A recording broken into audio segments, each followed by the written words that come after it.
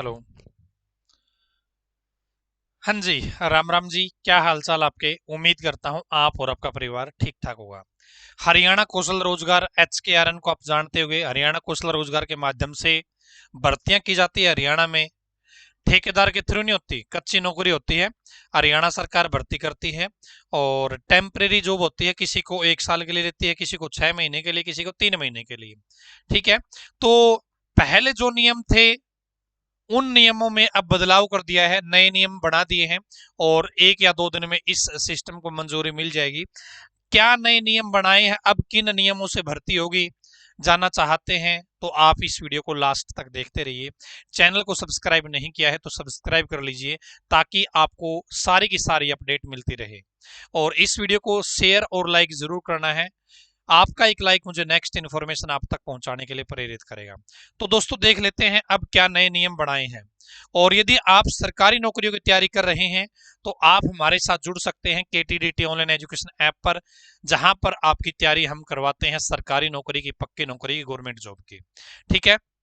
यहां पर देखिए दोस्तों, क्या नियम बना दिए हैं अब।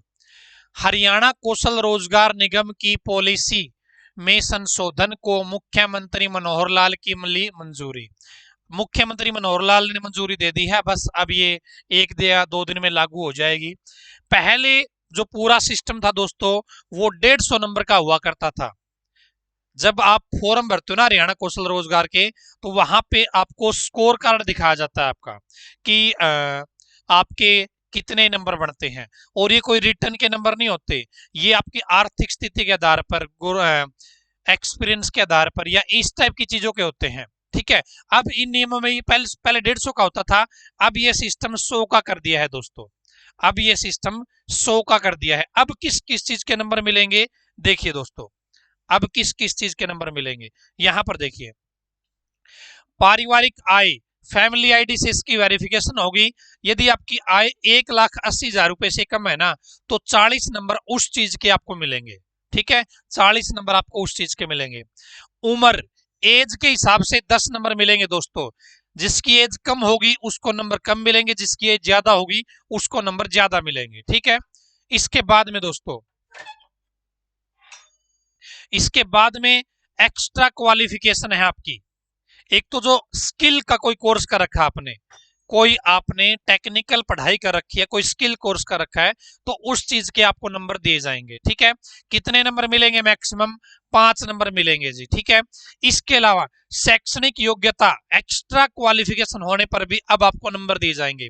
पहले ऐसा नहीं था, लेकिन अब ये नियम लागू कर दिया है। यदि जैसे कोई भर्ती है हरियाणा कौशल में 10th के बेस पे, लेकिन आपके पास 12th भी है, आपके पास ग्रेजुएशन भी है, आपके पास पोस्ट ग्रेजुएशन भी है, यदि आपके पास एक्स्ट्रा पढ़ाई है, तो आपको उस चीज के नंबर दिए जाएंगे। कितने नंबर मिलेंगे आपको, 5 नंबर मिलेंगे। ठीक है। इसके बाद में सोशियो इकोनॉमिक क्राइटेरिया के आधार पे 10 नंबर दिए जाएंगे दोस्तों। यदि आपने CET पास कर रखा है तो दोस्तों 10 नंबर मिलेंगे, यानी कि जो आपका CET परी होता है, यदि आपने वो क्वालिफाई कर रखा है, 40% और 50% नंबर ले रखे हैं, तो उसके नाम के भी आपको, यदि आपका CET क्वालिफाई है तो आपको 10 नंबर उसके नाम के दिए जाएंगे। इज ऑफ डिप्लॉयमेंट, तो यहां पे आपको 10 नंबर मिलेंगे। प्रदेश सरकार का अनुभव होने पर, यह पॉइंट बताया जा रहा है कि नया ऐड किया है, यदि प्रदेश सरकार का अनुभव आपके पास है तो 10 नंबर मिलेंगे।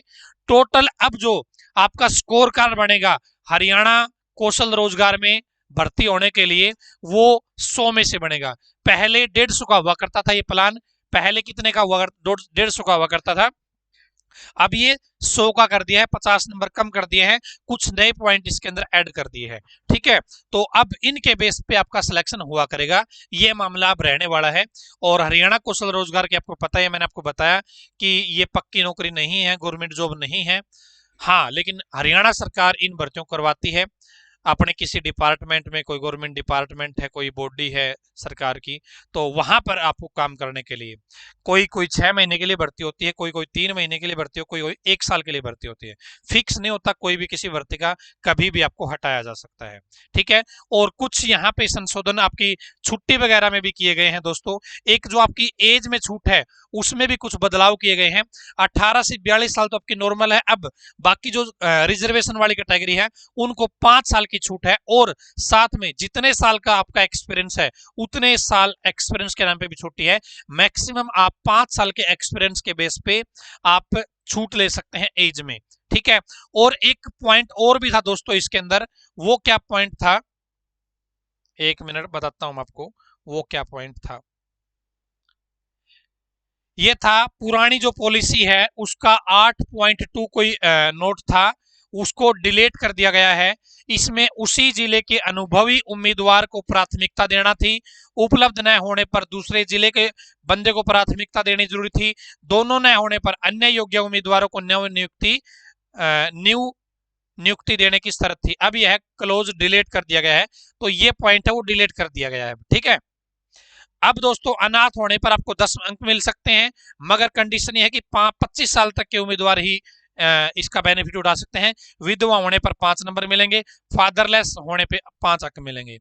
तो ये मामला आपका रहेगा भाई, ठीक है। तो हरियाणा कौशल रोजगार की अपडेट थी ये। और भी बहुत सारी अपडेट मैं चैनल के ऊपर लेके आता रहता हूँ। विभिन्न प्रकार के राज्यों के ऊपर भी हम बात करते हैं, गवर्नमेंट जॉब सेंटर की होती तब भी हम बात करते हैं, नौकरियों की तैयारी भी करवाते हैं।